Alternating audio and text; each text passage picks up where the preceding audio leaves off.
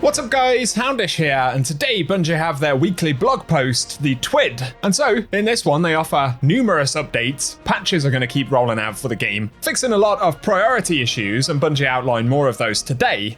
Additionally, we have the joy of back-to-back events. So Bungie speak about Solstice, which is kicking off next Tuesday, and that event will be pretty juicy in terms of rewards, so we'll break down what Bungie have to say on that front, as well as their other commentary for the week. So if you guys find the video useful, hit subscribe and I'll keep you posted with more content, but now let's get into it. And first, a couple of fast updates. Bungie say they've made progress in identifying the root cause of an issue where players can sometimes not sprint within the Crucible or other activities, and they're targeting a short-term fix for next Tuesday, August 5th, in update 9005. While there may still be instances of this occurring after the patch is shipped, we believe it will reduce the frequency as we continue to investigate a long-term fix. So it's a bit of a weird one, obviously, a very frustrating one in certain situations, but it should hopefully be at least improved in the update that we get next week. Otherwise, there was a problem where PlayStation purchases of Year of Prophecy weren't granting access to the Edge of Fate campaign, but Bungie say that is now fixed, so players in that state should be able to access the expansion as expected, and shouldn't affect purchases of the edition going forward. So that's positive, and otherwise for the update next week, keep in mind the adjustments to combat difficulty that Bungie are implementing for raids, both legacy stuff and Desert Perpetual, as well as adjustments to particular feats and triumphs like Combat Mastery, which will now require a single completion at base difficulty, allowing gear rewards to be upgraded dependent on the number of feats active. Basically, it will make it easier to get tier 3 and beyond rewards from the raid, and that will also be dropping next week with a bit of luck. So Bungie have definitely had their work cut out for them in terms of updates to the game. I know players certainly want to see more, but to Bungie's credit, they've been relatively fast with a lot of these changes. Next up though, we get onto the bulk of Bungie's blog post for today. First up, they talk about Arms Week, the fact that it is currently live. Basically, they reiterate most of the things that a lot of us will already know about the event. Interestingly, they do not comment on the rank path for Arms Week and whether players will be able to hit the maximum rank by completing the available daily challenges, or whether reroll chips are required, indeed whether purchases are required, or if hardware is supposed to be giving us reputation. So they pretty much don't discuss the issue that players have been asking about over the past few days, so I can't really enlighten you anymore on that front, which is a bit frustrating. Otherwise, they point out that the coil has arrived in the portal, and with the update this week, they added the option to jump into Master and Grandmaster activities at lower levels, but they say, be careful, if you push a bit too far, at 100 levels to be exact, you might end up facing immune enemies in the coil. It's definitely nice to have more stuff in the portal, although as players have identified, the coil, much like Onslaught, isn't necessarily the best thing to play if you want fast power rewards, but it's there if you want the nostalgia or just the enjoyment of actually playing it. Otherwise, they talk about Solstice of Heroes, and they say Arms Week was the first event for Edge of Fate, but Solstice is right around the corner. It's going to last 2 weeks, and there are a few things changing compared to how we celebrated in the past. So initially, you can see the armor set right there. This is actually an Eververse armor set, so not the Solstice Forge set, which will indeed get its own unique bonuses. I covered that in a separate video, which I'll link down below. But they say the goal of the event is to use the Solstice Forge to create a full set of armor, and then to make it glow. And given that we have a new system of stats and armor in place with the expansion, it's probably a good moment to earn a few sets. But in terms of what's changing, for starters, in lieu of Bonfire Bash activity this year, we are adding a plethora of modifiers to the portal. These modifiers are inspired by solar energy, very fitting for the Solstice theme, and you might recognize some of their effects if you've paid attention to the artifact in the past. Obviously, one big piece of information confirms there is that basically Solstice will consist around portal activities as opposed to Bonfire Bash. Give me your thoughts about it down below. I was never a massive Bonfire Bash fan, although it might have actually been nice to have a bit of a different game mode, given that we've already been playing a lot of the portal.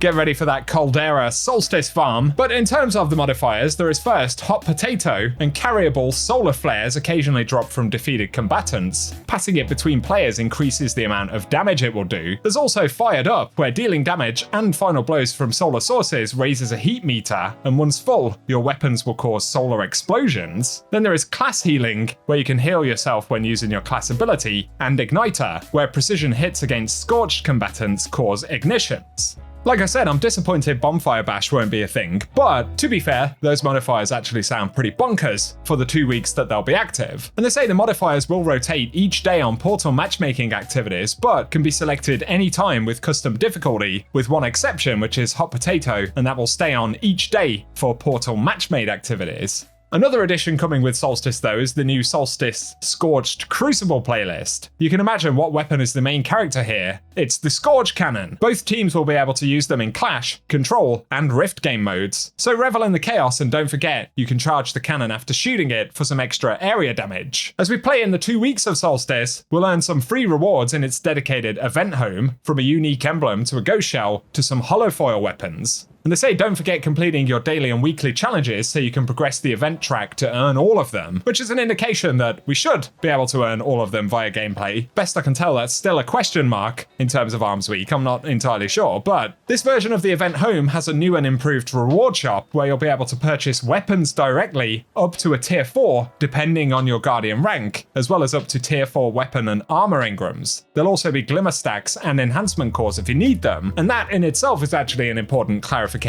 much like what we see in Arms Week. Guardian rank will actually dictate the level of rewards you can ultimately earn. I would assume, based on what they've said, that tier 5 rewards won't be a thing at all this time around. But as we've seen with Arms Week, I believe you have to be at Guardian rank 9 before you're eligible to get tier 4 drops, so it looks like the same will apply to Solstice. And for the moment, that's all Bungie actually confirms. So those are the new details about Solstice directly from Bungie. Although, again, I do have a separate video with a breakdown of the weapons we'll be able to earn, which actually are going to be relatively good, especially the area denial grenade launcher, which will be the first one with strand damage. And otherwise, if you do want to try and get the higher tiers of rewards from Solstice, make sure to pay attention to those Guardian ranks. And otherwise I will keep you posted. This week though, of course, tomorrow, Trials will go live for the first time. So they point out power level advantages are disabled in this new iteration. And in terms of rewards, there's a new set of armor for each class. And on top of that, Saint has secured 5 weapons, including the second ever spread shot hand cannon. So that's the Aureus Neutralizer, which will be a kinetic one. Otherwise, there is the Auric Disabler, a strand precision frame auto rifle, and updated versions of Aisha's Embrace, Forgiveness, and Unwavering Duty. And they say during this first 6 weeks of uninterrupted Trials weekends, there won't be a featured weekly weapon, so that means you'll be earning all of them while playing your matches, with wins having a higher chance of them dropping. Beyond that, featured weapons will begin again after September 9th, when the Ash and Iron update will drop, and 2 more weapons will enter the Trials pool. Otherwise, they say, remember that only the Lighthouse passage allows you to go to the Lighthouse, so choose wisely when you visit Saint, put together a powerful build, and start earning new tiered Trials weapons. Let me know if you'll be jumping into that down below. Otherwise, Bungie did say that they were going to discuss the missing patch changes that they hadn't outlined in the original patch notes for Edge of Fate. They give their justifications and all of that stuff, but in terms of what they've gathered, for Solar firstly, they say Ember of Benevolence had its energy regen tuned during the stat rework, and the amount of energy regen was reduced from 4 times to 3 times, and the duration of energy regen was increased by 1 second. For Warlocks, Touch of Flame was tuned during the stat rework. The damage of Solar and Fusion Grenades when enhanced by Touch of Flame was reduced by 10%. I should clarify these are changes that we got in Edge of Fate that we essentially didn't know about or were not confirmed until today. On exotic armor for Speaker's Sight, they say the turret's lifetime was reduced from 15 seconds to 9 seconds. And they say they've done this to give room for other exotics and to add variety in the Warlock support playspace. And the result is a turret that fires 2 less shots over its lifetime. Then, for Wings of Sacred Dawn, it no longer reloads your equipped weapons from reserves. This change was made to avoid ban interactions with single shot weapons like bows, with now also expanding to reload non-solar weapons, adding more flexibility to the exotic armor.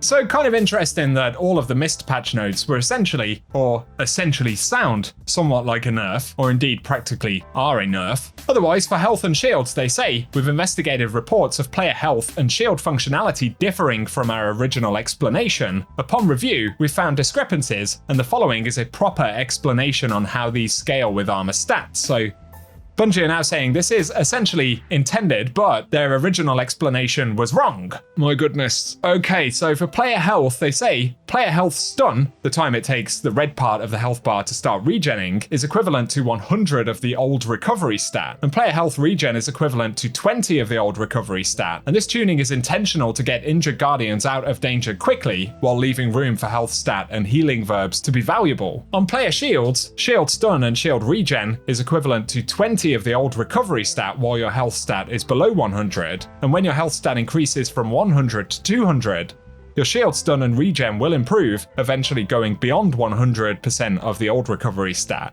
And from 100 to 200, you'll also gain additional shields when facing combatants. But they do add there is an issue where the health stat tooltip says this affects health and not shields, so they will correct that tooltip text in an upcoming patch, but otherwise, they add that players should note the 1 to 100 health stat benefit of healing per orb increases the amount of health and shields gained each time you pick up an orb of power, so that'll be another tooltip that they'll update soon.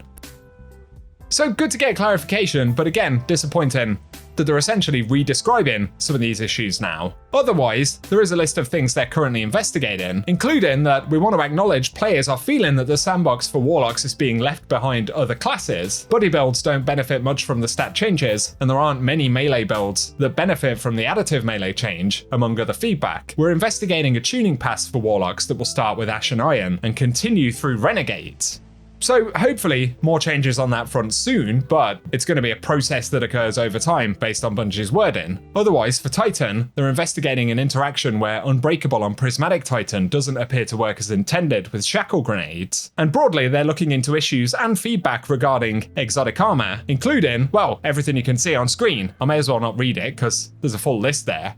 They do confirm though that handheld Supernova for Warlocks had its damage reduced by 20%, and that was not intended, so it will be fixed, but they don't specify when. Otherwise, Sunbraces was tuned during the grenade stat rework to function the same at 70 stat, and due to the stat threshold issues explained above, fewer grenades than intended are available at 70 stat, and again, it will be corrected. For Titans though, the throwing hammer melee had a cooldown added to picking up the hammer, and its bounce was increased versus bosses, again, not intended, and it should be fixed in the next patch. Then for grenade, melee, super, and class stats, they're not regenerating as we presented them pre-Edge of Fate. Those were fixed in the update on Tuesday, and the weapon stat will still display a 6% PvP buff after update 9004, despite only being 5%. Again, it will be fixed soon. Otherwise, they are still investigating issues where players sometimes sprint but do not gain the accompanying increase in movement speed, and they basically say if you encounter that, you'll have to return to orbit and re-enter activities. They're also tracking an issue where the application of new gear ornaments can increase the amount of damage resistance the player receives. This will be fixed in a future update. I believe that's if you use the Bushido armor set as ornaments on another piece of armor. And otherwise, they reiterate that they are investigating many cheated clears of Desert Perpetual on contest mode, but that's probably the last we'll really hear about it, unless they do go ahead and announce any specific actions that they take. So there we go, guys, a few interesting responses. I'm really curious that Bungie haven't at least commented on the Arms Week rank thing. And while not everyone agrees, they also haven't commented on a lot of community frustration around sort of power grinds, gears tiers, and things like that yet. They're staying very quiet on that front. It could be that they'll continue to sort of investigate the feedback that players are given and the impact on the game. And they might do some tuning a bit further down the road on that front, but certainly not confirmed or acknowledged in any way yet. So make of that what you will, and give me your thoughts down below. I'm not going to complain about it right now. I'm just dropping the news on this one. So if you found the video helpful, a rating really does help me out on the channel. Also get subscribed and I'll keep you posted when we get further updates from Bungie. But otherwise, cheers for watching, and I hope you guys have an awesome day.